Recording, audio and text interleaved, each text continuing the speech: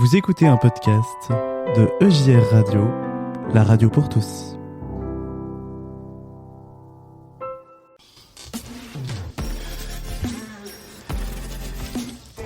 Le grand témoin du mois sur EJR Radio.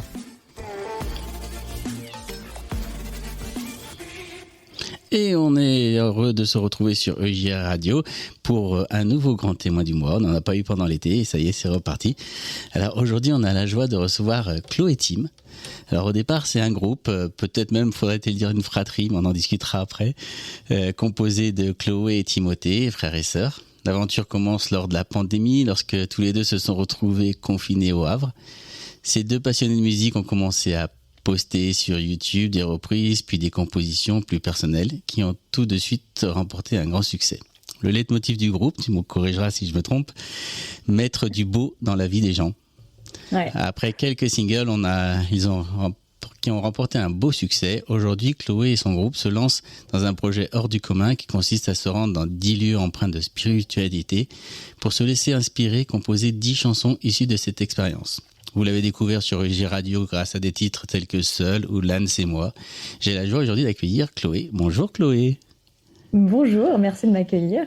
Ça va la présentation? J'ai pas fait de grosses bourdes, d'erreurs. Mais là, il y a tout. J'étais même étonnée qu'il y ait autant. Donc, j'ai limite plus rien à dire là. Bah si t'inquiète, ça va bien se passer. Alors moi, je peux te proposer déjà de revenir un peu sur le début de Chloé Team parce que je crois que des fois, il y a des moments un peu difficiles dans la vie qui peuvent se transformer en des beaux moments. Et vous, c'est le confinement, c'est le moment de pandémie qui a fait un déclenchement, un déclic dans votre vie, c'est ça? Ouais, c'est ça. Moi, j'étais en études d'économie à Paris. Et j'étais pas au courant que j'étais aussi créative que ça. Et donc, au fur et à mesure des semaines, les semaines passées, c'était de plus en plus dur. J'allais pas bien, honnêtement, j'allais pas bien. J'ai fait une bonne déprime. Donc, normalement, je commence pas les interviews en parlant de ma dépression, mais c'est pas grave. Et en fait, à ce moment-là, le confinement, le Covid est arrivé. Et le confinement, moi, m'a sauvée personnellement. Donc, parce que je me suis retrouvée en famille au Havre, donc en Normandie, à faire de la musique avec mon frère. Et de fil en aiguille, sur un coup de tête, on a sorti une reprise qui a fait directement 10 000 vues quoi, sur les réseaux. Et on s'est dit, ok, tous les gens s'embêtent un peu pendant le confinement. On va sortir une chanson par semaine. Ça va être le rendez-vous avec tout le monde, une reprise par semaine. Et donc, ça a pris très vite, en fait. Cool. Alors, tu peux me dire un peu quelles sont les chansons que vous avez reprises au début, avec quoi vous avez commencé? Alors, nous, on a commencé avec une reprise d'Annunzio qui n'était pas connue, qui s'appelle Brûler le monde. Et en fait, avec mon frère, il faut savoir qu'on n'avait jamais chanté ensemble. C'était toujours moi qui chantais et lui qui faisait du piano, de la guitare. Et personne de notre entourage, même pas notre famille, savait qu'on chantait. Donc il y a eu ça a été lunaire, quoi, ce qui s'est passé. Et au moment où on a posé nos deux voix ensemble sur Brûler le monde, un refrain très simple, en posant une petite harmonie, on s'est rendu compte que c'était beau et que c'était simple et que c'était vrai. Et du coup, on a fait Brûler le monde. Après, on a fait des reprises un peu plus connues. On a dû faire du Goldman, du Vianney. Ça fait 4 ans, donc ça fait vraiment longtemps. Oui, c'est ça. Ouais, le Goldman, Vianney, je confirme. Et puis, du coup, vous avez commencé à composer vos propres chansons, c'est ça? C'est ça. Et en fait, on s'est dit, ça y est, nous, on composait depuis longtemps. C'est une manière pour nous de mettre loin de nous ce qui se passe dans nos cœurs. Ça nous permet d'écrire, de mettre des mots sur ce qui se passe dans nos vies. Il y en a qui écrivent dans des petits carnets, il y en a qui font des poèmes. Nous, on écrit des chansons. C'est notre manière à nous de savoir ce qui se passe en nous. Et on s'est dit, allez, on va sortir, on va faire un coup de com', on va dire Chloé Team, le premier single. Alors qu'on était vraiment dans notre chambre, avec un micro qui avait peut-être 10 ans ou 15 ans, mais un truc tout pourri, quoi.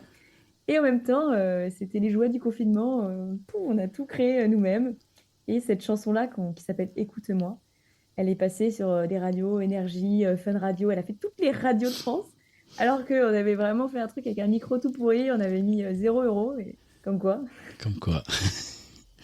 Comme quoi, quand il y a quelque chose qui passe à travers la chanson, la musique, ça apporte un plus. Alors, toi, tu chantes essentiellement? Tu joues de la guitare? Tu joues d'autres instruments? C'est quoi un peu vos talents? Alors, moi, je chante. Je fais de la guitare. Je compose beaucoup à la guitare, au piano. Et je fais de la trompette. En fait, de base, je suis trompettiste. J'ai fait 12 ou 13 ans au conservatoire. Et puis, il y a eu un déclic, ça a été quand j'étais en CM2. Et bah, la trompette ne me permettait pas d'exprimer réellement ce que j'avais dans le cœur. En fait, c'était beau, mais il manquait les mots pour apaiser mes mots. MAUX. Mais du coup, donc, à ce moment-là, je me suis mis à écrire des textes, je me suis mis à apprendre le piano toute seule, apprendre la guitare toute seule, apprendre le chant pareil toute seule. Et puis, de fil en aiguille, bah, quand on compose depuis le CM2 en cachette, bah, il y a un moment, quand on sort nos chansons et qu'on a 20 ans, bah, on en a beaucoup à sortir. Ok. Oui, c'est vrai que je ne l'ai pas dit, mais en fait, tu es très jeune, quoi. Tu as 20, 22, 23 maintenant. Et 24. Ah, 24. Aïe, aïe, aïe. Ah, c'est jeune.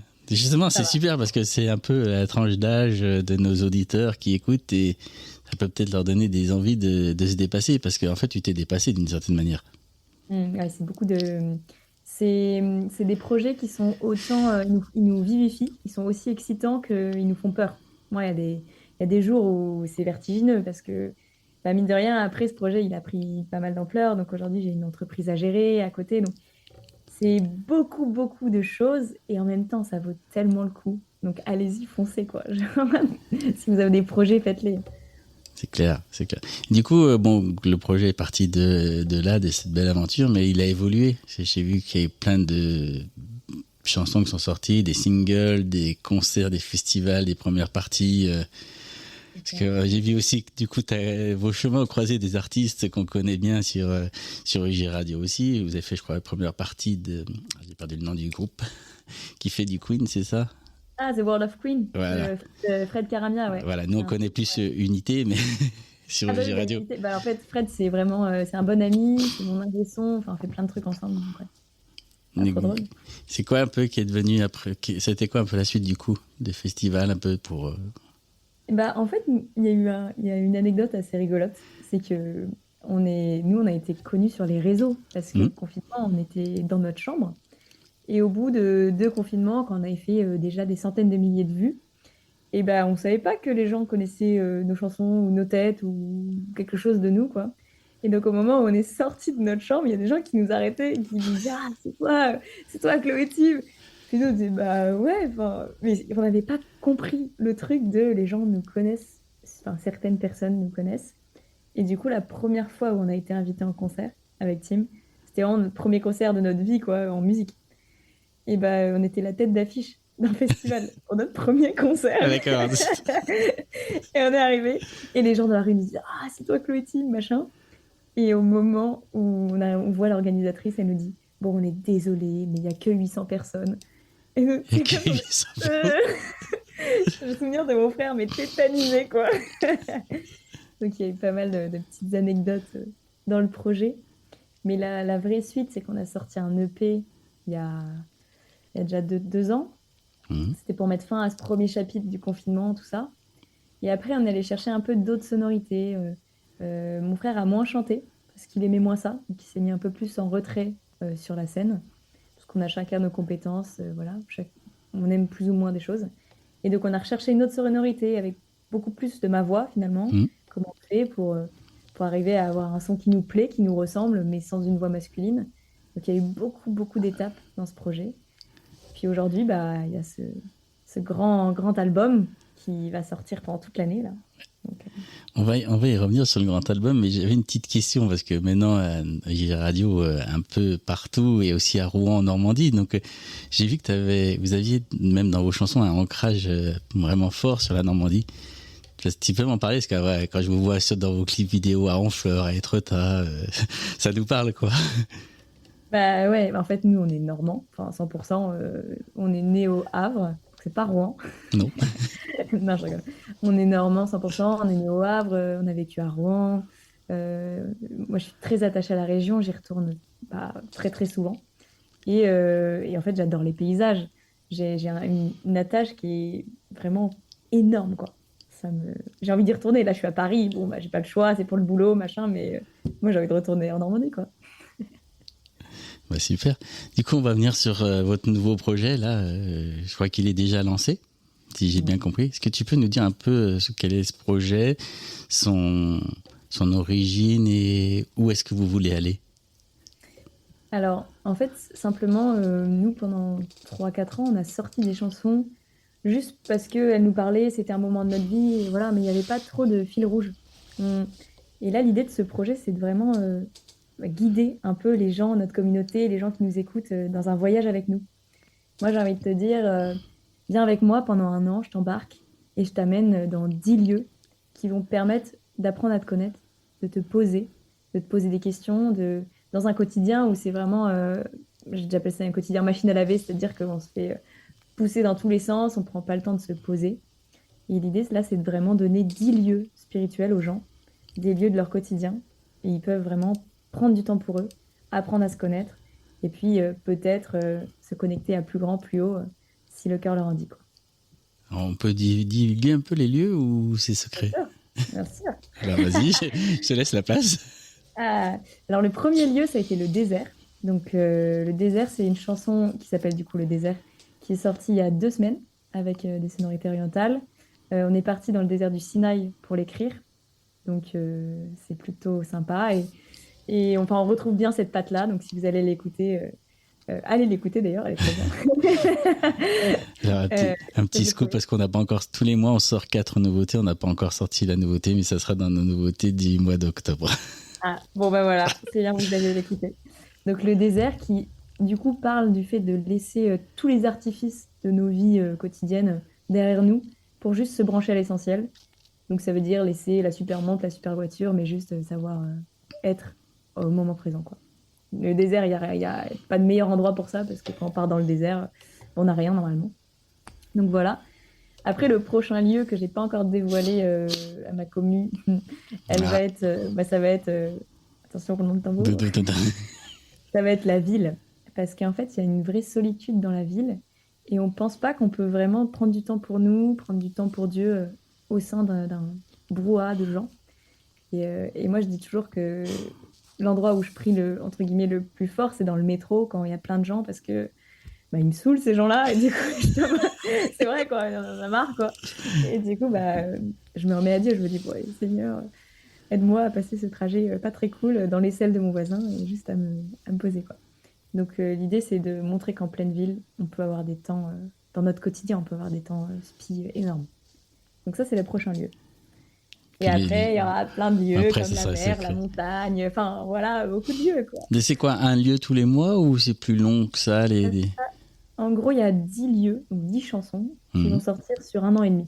Sur un an et Donc ça demi. fait à peu Ok. près tous les 2 mois, un mois et demi, 2 mois. C'est un beau rythme, hein. Ouais, c'est un bon rythme déjà. Ouais, ouais, oui. Faut être inspiré, faut vraiment être. Fou. En fait, je pars du principe que j'ai la chance, maintenant je dis la chance, avant je disais la malchance, d'être très sensible comme femme. Et du coup, quand je me rends dans un lieu où il y a eu des choses qui se sont passées, euh, des- ou juste la beauté, en fait, moi, la beauté m'inspire, la beauté touche vraiment mon cœur. Et du coup, je me dis que ces lieux, ils sont beaux par nature. Et donc, en allant dans ces lieux, je vais forcément être inspirée par une phrase, par une mélodie, par quelque chose. Donc voilà, Ok. on Non, verra, un beau programme. ça va aller. Ah, j'avais une petite question. Tu l'as dit toi-même tout à l'heure, tu as parlé que tu priais, que tu parlais à Dieu. Donc, n'hésite pas de parler de ta foi. Ton projet t'emmène aussi dans des lieux. C'est quoi l'important? Quelle importance la foi est là pour toi? Le projet, en plus, s'appelle Spero. Ça veut dire j'espère en italien, c'est l'espérance. Moi, pour moi, si j'ai pas ça, je me lève pas le matin. Voilà. Ça permet vraiment de donner un sens à nos jours, à notre vie. Enfin, moi, je le prends comme ça. Moi, la foi, c'est Mhm. une réponse à mes questions, c'est un apaisement dans mes douleurs, dans mes dilemmes, dans mes problèmes. C'est une joie au quotidien. C'est vraiment ça. C'est un moteur. C'est ce qui fait qu'on a une petite flamme en nous. Mais par contre, j'ai ce truc je forcerai jamais quelqu'un à croire. Vraiment, c'est pas ma vocation. Mais au pire, s'il croit, au pire, il se passera rien. Au mieux, il se passe des choses. C'est ça, hein, en soi. Donc, je pars de ce principe-là. Mais j'ai une vraie flamme dans le cœur, plutôt pour que les gens ils prennent du temps pour eux et qu'ils apprennent à se connaître et qu'ils vivent vraiment, qu'ils passent pas à côté de leur vie, en fait. On se fait souvent embarquer dans un quotidien, il faut tel salaire, telle maison. En fait, un peu une cage dorée au bout d'un moment, où on s'enferme dans des échelons de vie, de niveau de vie. Et moi, j'ai envie de dire aux gens, mais écoutez-vous et vraiment essayez de voir ce qui vous donne envie de vous lever le matin et suivez ça, suivez votre rêve, suivez vos envies. C'est ça le truc. Voilà.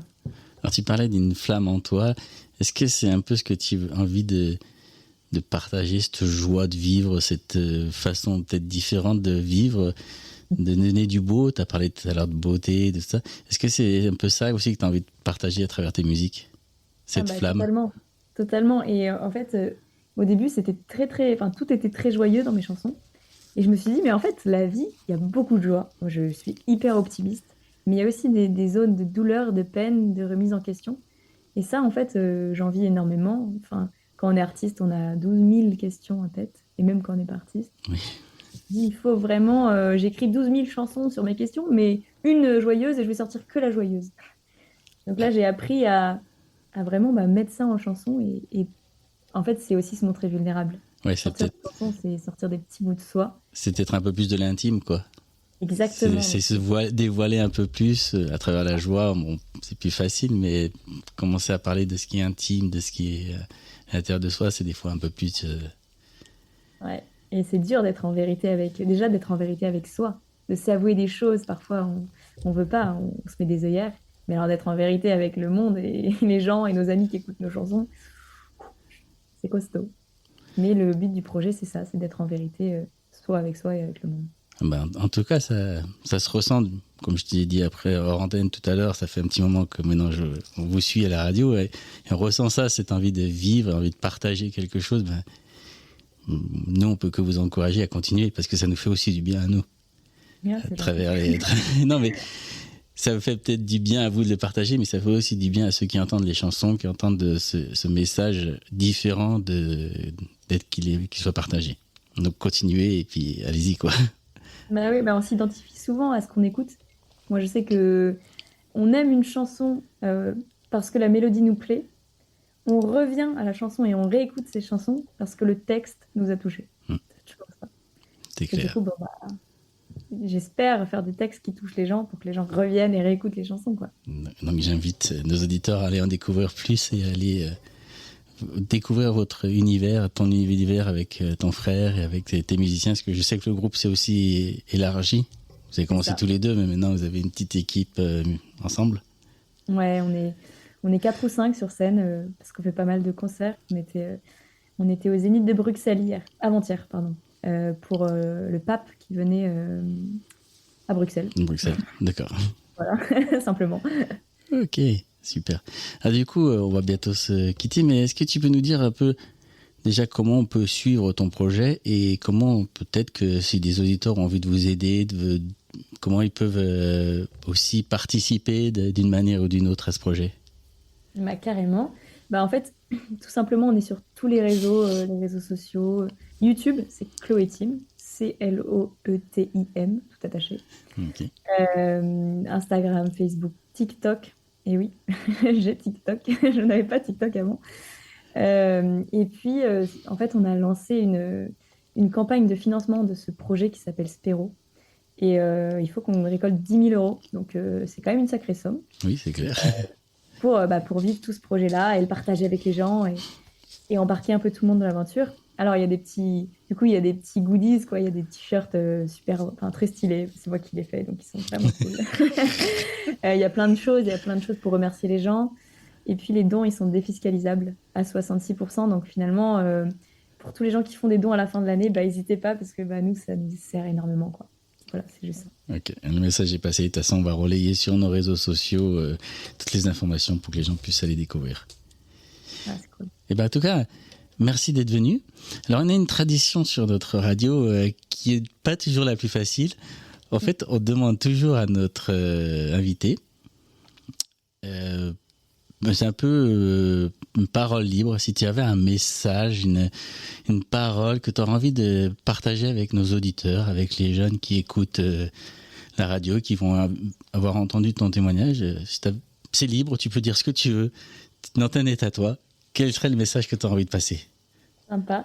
Je vais partir d'une citation de Catherine de Sienne qui, elle, dit devenez ce que vous devez être et vous mettrez le feu au monde. Donc, j'ai parlé beaucoup du petit feu intérieur qu'on a Et moi, mon message pour tous les gens qui nous écoutent, c'est vraiment n'éteignez pas la flamme, ce qui fait que vous vous levez le matin, mais poursuivez ça, allez-y à fond, poursuivez votre rêve, même si c'est un peu fou, parce que vous serez toujours gagnant. Alors foncez. Eh ben, merci pour ce beau message. À bientôt sur nos ondes. Tu es la bienvenue quand tu veux. Et puis, au plaisir, peut-être même aussi à Rouen au studio, quand tu veux. Avec plaisir, merci beaucoup. Merci.